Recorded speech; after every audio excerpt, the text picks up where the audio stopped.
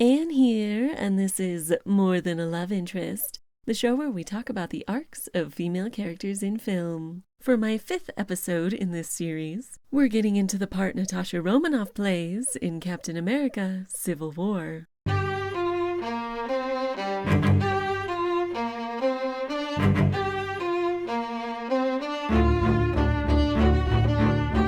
This movie is, I think, the closest we have seen to Natasha being like her comics counterparts. Unfortunately, since the focus of the movie is firmly on other characters, it's a little hard to parse out. But I will get back to that. First, let's talk about who the Black Widow is, her role in the film, and finally, how this story is adapted from the comics. Alright, to kick things off, let's talk about the new Avengers and how Natasha fits into that. Assemble!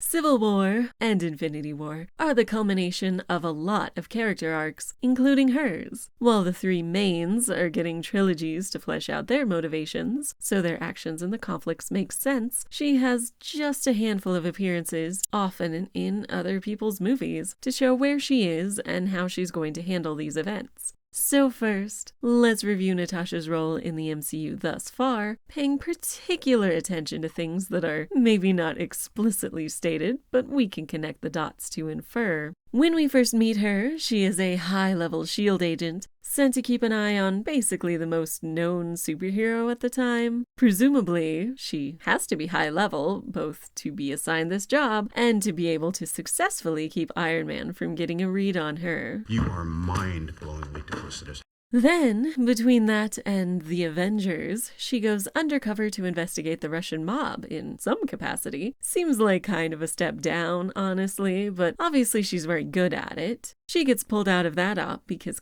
Barton's been compromised. So now we find out about her past with Clint. Just like Budapest all over again! You and I remember Budapest very differently. Well, that there is one. And she brings in Bruce to get the whole team together. After the Battle of New York, she apparently just goes back to be a regular S.H.I.E.L.D. agent again, though now with Captain America doing the same. What the other Avengers are doing is mostly unclear. They aren't really mentioned in Winter Soldier, and I'm not complaining about why they didn't intervene with S.H.I.E.L.D. Things went down fast. Steve didn't know who to trust.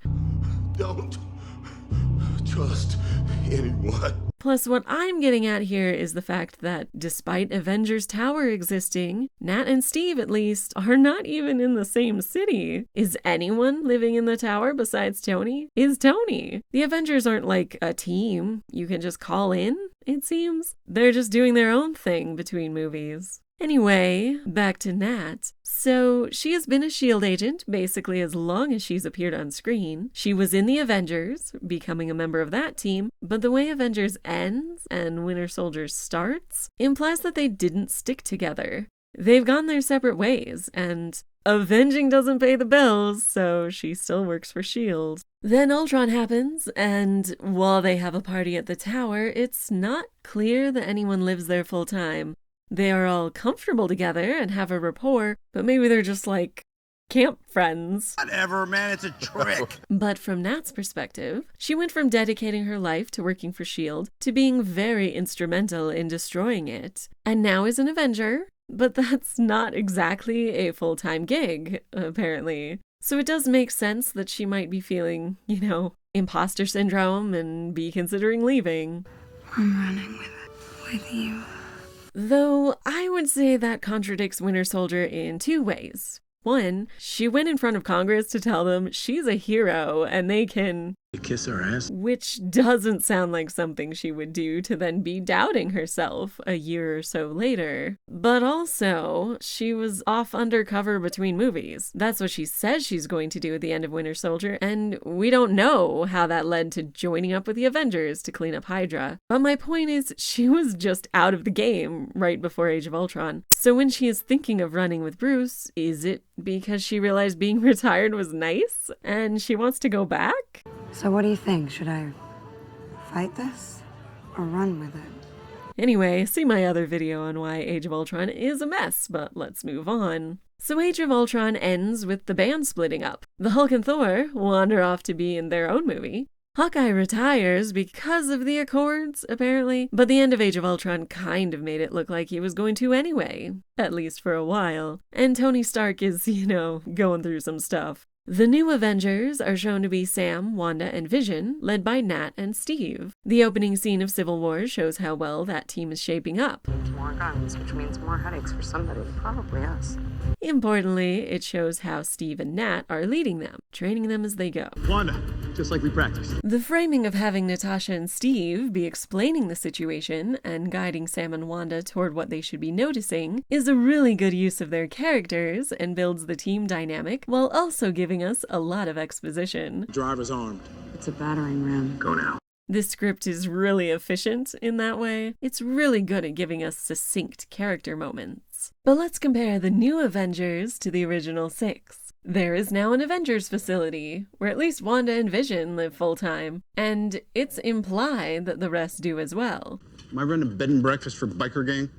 Now being an Avenger is something they do all the time, much like in the comics or the cartoons, but not really something that we saw in the MCU before. And, importantly, Natasha is the second in command of this group. She follows Steve, sure, but she was clearly involved in training Wanda and Sam, as we can see in the opening scene. Looking over your shoulder needs to become second nature. She has a rapport with them, joking with Sam, and being in the field with Wanda. She doesn't like Red Wing, but obviously knows Sam well enough to joke about it. I'm not thinking that thing. In addition to the quips, the team works well together. The original 6 had some fun moments of integrating each other into their fights, but most of their coordinated efforts were specifically directed by Steve. That makes sense in Avengers, since they just met. But even in Age of Ultron, there isn't much teamwork. But here there is. Steve and Wanda, Sam and Nat, Sam and Wanda. They're working together, and you can tell that they have been doing so for a while. Back in Age of Ultron, Nat seems to have the role of Team Mom more than anything else. So I am very appreciative of how she is distinctly herself as a leader of the new Avengers, not having to look after her teammates. So is it any wonder, then, that Natasha works so hard to keep the team together? I'll get more into how she plays that in the next section, but relevant here is that Nat has finally found a place she belongs. I have no place in the world. Staying together is more important than how we stay together. Civil War is really the last time we see her, before a significant shift in reality and a time jump, so it's good to examine it in context before we move on. Before any of this, she was a very competent agent for the Red Room. It's not entirely clear if she left them and was working on her own before Clint recruited her, but somewhere in there she had a crisis of conscience and wanted to make up for all the Red in my ledger? And that's basically been what she's been doing in the MCU. I'd like to wipe it out. Avengers, she was first avenging Clint before wading into a war because she feels it's her duty. We gotta stop him. Yeah, who's we? I don't know. Whoever's left. Winter Soldier, she brings down S.H.I.E.L.D. despite the significant personal cost it has for her because it was compromised by Hydra. When I first joined S.H.I.E.L.D., I thought I was going straight. But I guess I just traded in the KGB for Hydra. Age of Ultron. Well, she is an Avenger and is crushed under the weight of trying to be a hero when that isn't what she was trained to do. But in Civil War and Infinity War, she has reached the culmination of that arc, for parts of them, at least. She is a hero, working as second to Captain America, and that's such a great place for her to be. It really puts her in a position to be wiping out the red in her ledger, and is a satisfying resolution for her prevailing internal conflict. And that's going to be very important for my endgame video, but Natasha does not spend much of this movie in that satisfying resolution. It's just the opening few scenes. So let's talk about how she handles the rest of the events. Now, we usually discuss the heroine's journey, but Natasha does not exactly go through it here. She arguably goes through the first few. She is separated from her role as an Avenger, she navigates the Accords, and has the illusion of success in Vienna, before the story takes a sharp turn from being about the Accords to being about Zemo's vengeance. and that takes away the stakes that we're building for Natasha to be replaced with new ones, so the journey doesn't really apply. There is also, of course, the fact that it does not end happily for her. Her arc is certainly not resolved, as she has to go on the run before the climax of the movie, while the Avengers are thoroughly breaking up in her absence. Do you really want to punch your way out of this one? Are you incapable of letting go of your ego for one goddamn second? So instead, let's talk about how she handles this situation and how she is acting very much like her comics counterpart here. First, I want to talk about someone near and dear to me, David Xanatos. Xanatos is a character from the Gargoyles TV show, most famous now for the Xanatos Gambit, which is where he approaches situations in such a way that he will always still come out on top, at least mitigating any repercussions, but often actively benefiting from any outcome. We'll come back to that. So Natasha Romanoff starts Civil War by having her own team. Looking over your shoulder needs to become second nature. Yeah, Steve's the leader, but these are obviously her people too. Then Wanda makes a mistake in the field, and Ross tells them that they'll have to retire or go along with the Accords. Nat makes this face. She knows the game better than Ross does, after all. Regimes fall every day. I tend not to weep over that. I'm Russian. This is, again, the culmination of arcs. Tony reacted emotionally, and morally, to finding out his weapons were being misused, so he shut down his company. And he's come to do the same thing again because he doesn't trust himself after Ultron and doesn't trust the new Avengers either. He is not an active member at this point, so he doesn't know these people. Since everything went down with Ultron, it's the obvious next step for Tony to take. Rhodey agrees because he is a military man and he probably prefers the oversight. Secretary Ross has a Congressional Medal of Honor. Vision is a computer and goes at it from a logical perspective. During the same period, the number of potentially world-ending events has risen at a commensurate rate. On the other side, Steve just dealt with S.H.I.E.L.D., a government entity, actually being Hydra the whole time, with the more personal emotional weight of what happened to Bucky, who was just following orders. Your work has been a gift to mankind. You shaped the century. You didn't have a choice. I know. But I did it. Sam is ex-military and not looking forward to taking orders again. Hey, the number of people giving me orders is down to about 0. So hell yeah. Wanda is initially undecided because she's very emotional about the whole thing. So no one else is thinking strategically except for Natasha. I'm reading the terrain. She knows the Accords are a bad idea and will be at best ineffective, at worst actively harmful. She knows about working for government entities in multiple situations and I thought I knew whose lies I was telling, but does not expect any of them to be trustworthy. I thought you were dead, Nick. Making her more Team Cap. However, she is not just going to plant yourself like a tree, look them in the eye and say no.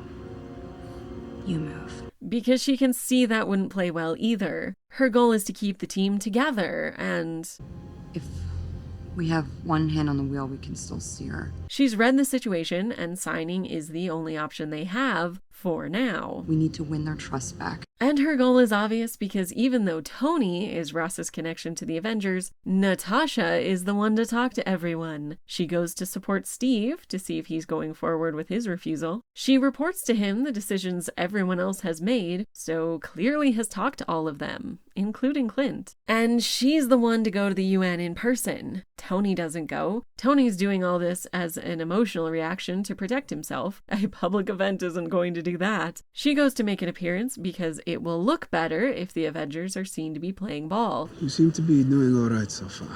If they make a public apology to King T'Chaka. Please allow me to apologize for what happened in Nigeria. And are seen as willing to engage with politics. That alone makes me glad you are here, Ms. Romanoff. Which is a very strategic play for her to make. Thank you for agreeing to all this. So there are multiple points in this movie where we are shown that Natasha has noticed what's going on, even if people are trying to hide things. And I think her observations of T'Challa and T'Chaka are one of these. At this point, Wakanda is an unknown country, but she can tell from the way they are acting that they are not the backwater their reputation suggests, and they may be a more influential political power than expected. This is confirmed when she talks to T'Challa after the explosion. Task force will decide who brings in Barnes. T'Challa reveals to her that he is not adverse to breaking the accords he just insisted on, I'll kill him myself. indicating that he is the political pull, at least, to be able to go against them. Next, Natasha talks to Steve and clearly realizes that he is also in Vienna, not in England for the funeral, and she tries to warn him off because she knows that T'Challa is a significant unknown in the equation. Stay home. You only make this worse for all of us. She can read Ross and can handle the accords. See how she laughs when Steve asks about being arrested. No. But how T'Challa will react is completely unknown to her. While Tony and Steve talk about the accords upstairs, there's a deleted scene of T'Challa and Nat talking downstairs. How long do your psychological evaluations usually take? She tests him, getting him to admit that he is a strong political force, I realize you're not one for politics. I think there's a chance you may be being a bit naive. indicating Wakanda is more powerful than generally supposed. Congratulations, Your Highness. He got extradition. And that he has little regard for the accords, You realize that this puts you under the Accords jurisdiction. which means they can only control those who lack the power to get out of them, which means they're useless. Yes, Ms. Romanoff. I'm sure I have much to learn. Unlike Tony, who is trying to intervene with the Avengers as a whole and then with Steve, including locking Wanda up, Natasha is far more strategic. Thus far, she has done nothing to interfere with how things are playing out because she is reading the room and waiting for the right moment. When Bucky is interrogated, we cut to her watching, which, while I wish it was a reference to this comics panel, it is probably there to indicate that Nat notices Sharon taking sides. We'll come back to that. The Winter Soldier is unleashed, and we see that Nat has contingency plans, even for this. First, does Tony have a suit? Please tell me you brought a suit. No. Then they'll have to work together. They team up with Sharon. Follow me. Something that happens a lot in the comics, and I really wish happened in the movies. And Tony goes out first to stun him.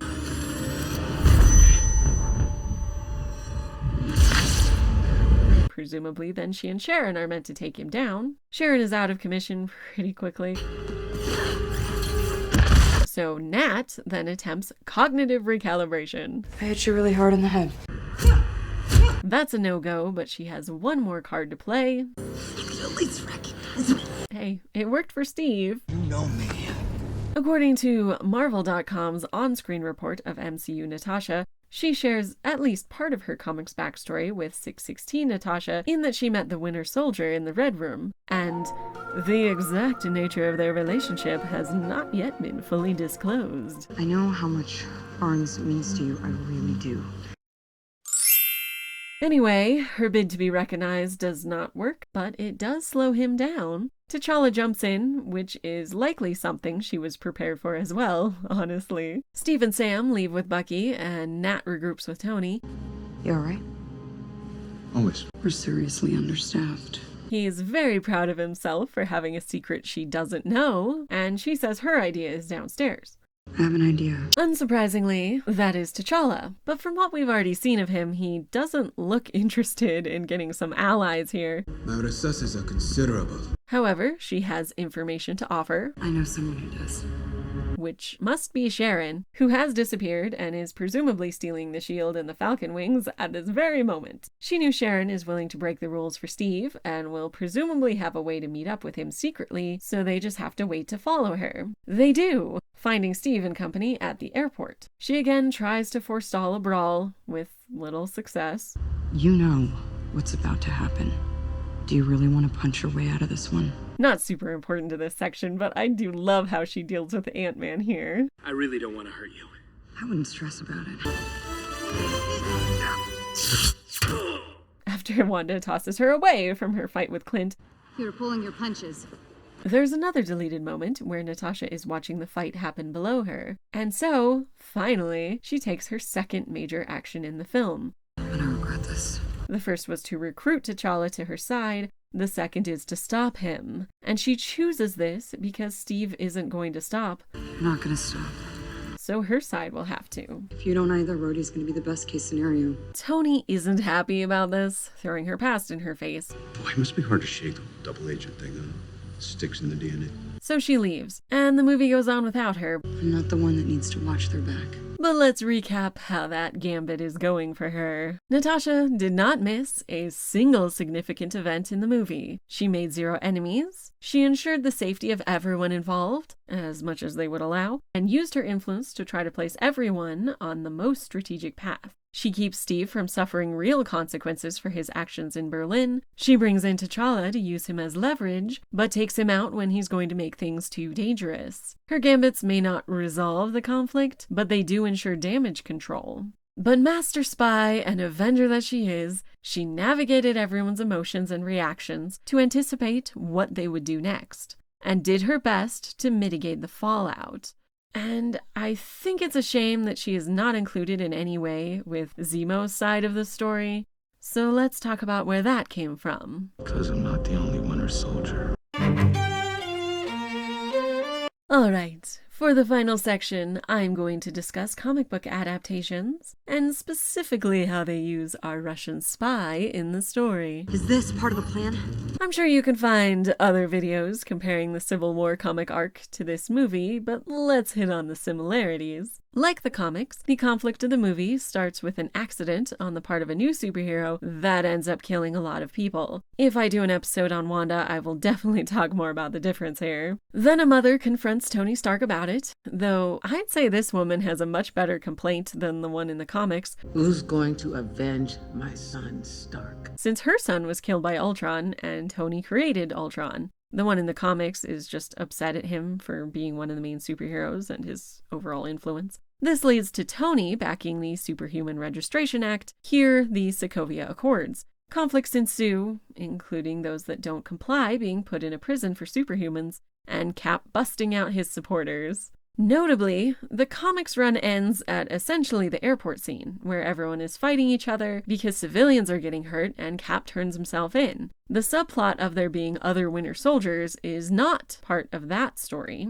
but it is from the comics, which I'm sure you knew that already if you did your homework from my previous video. It's from the Winter Soldier comic run, which I recommended. Black Widow is the co-lead of that story with Bucky. They're not called Winter Soldiers in the comic, but the agents there were frozen in cryosleep to be unleashed to Infiltrate, assassinate, destabilize. They can take a whole country down in one night. You'd never see them coming. and were forgotten/abandoned after the fall of the Soviet Union. Mission report, December 16, 1991. That isn't necessarily what happened in the movie, but it could be. The Winter Soldier also trained the comics counterparts when he worked for Department X, where the Black Widow program was housed. So Bucky and Natasha spend the comic run going after these agents who have been awakened and dealing with the blast from both of their pasts. Incidentally, the plot to blow up the UN and frame it on someone else is the villain's plan in the comics, though she wants to frame Dr. Doom. It's a whole thing. And is not successful in setting off an explosion, unlike Zemo. After Bucky and Nat successfully thwart that plan, Natasha is captured, and she is the one who is brainwashed to follow the villain's commands, not Bucky. The reason I bring this up is because when I talked about Civil War, I didn't mention Black Widow at all. She was around during it, she was Team Iron Man, but she doesn't really do anything noteworthy. However, this other half of the movie is from a comic that is her story. It's called Winter Soldier, sure, and Bucky is our point of view character, but it's a story about Natasha, from Bucky's smitten perspective. One thing I sort of alluded to in the first section of this video is how little we get of Natasha's past. Sure, she hasn't yet had a solo movie, but we have gotten to know the other characters fairly well despite that. And yet so much of Natasha's backstory is told to us, never shown. Using this storyline should have been a great opportunity for her to be more fleshed out, to show us her past in Russia just as much as we see Bucky's. The script is very good, taking us where we need to be when we need to be there, but instead of Zemo, why not just keep Karpov? Kept your looks, Colonel. or another Russian and include Nat in how the movie concluded. Instead, she is a big part of the Civil War story arc, which is fine. She is portrayed well there. Except then the Accords are moot 2/3 of the way through the movie, and we never see her again. And I think that's not great. Natasha is a complex character, but she is just used to further someone else's story. And that is really obvious in this movie. Where does she go after Tony talks to her? How does she find Steve and the gang? Why was no one interested in even hinting at this story? Yeah, apparently the Black Widow movie takes place at this point, but it's really clear to me how, even though she was very integral to the first part of the movie, she wanders away without a trace at the end. We don't even get an end credit scene like we do to resolve Bucky's arc. Does Nat go to Wakanda? She interacted more with T'Challa than anyone else in the film. She could easily have just been there in this scene as well. Bucky and Natasha have a lot of similarities in the MCU, but they never seem to go anywhere. I was hoping it was hinting at their shared past, but now I sort of feel like they just didn't know how to treat having 2 Russian spies in different roles. And they could have easily solved that by including more of the comic it was based on. Not the part with the gorilla with a machine gun, but, the rest of it. So overall, I think Natasha has a good part in this movie. She is strategic and careful in how she handles the situation, and tries her best to keep everyone together. She is the best suited to go to the UN and deal with the politics, and it underuses her character that this interesting premise is just a red herring for how the Avengers will actually break up. Now, I usually end this with a discussion of whether the character is more than a love interest. That doesn't really apply here since she can't reasonably be thought of as anyone's love interest for the first time in the MCU. The only romantic relationship in this is between Steve and Sharon, who is definitely more than a love interest, but that's another episode. In any case, the spirit of that question is more about whether the female character is present in the story as more than a way to prop up a story about men. And well, I do love this movie, but I'm not sure Nat gets to do more than be a prop, which is kind of the same for most of the characters. Steve and Tony drive the plot, T'Challa and Peter Parker get to have their own side stories, but no one else really does. Bucky is the character with the most depth shown on screen, through flashbacks and being on his own. I don't do that anymore. And he's still really only there as an emotional catalyst for both of them. He killed my mom. He's my friend. Natasha starts out with a bit of her own internality, especially in how she chooses to deal with the Accords. But then Zemo gets involved, and the conflict isn't really about those anymore. So it's a shame that she was not included in what turned out to be the main plot, especially when the inspiration for it gave her the spotlight.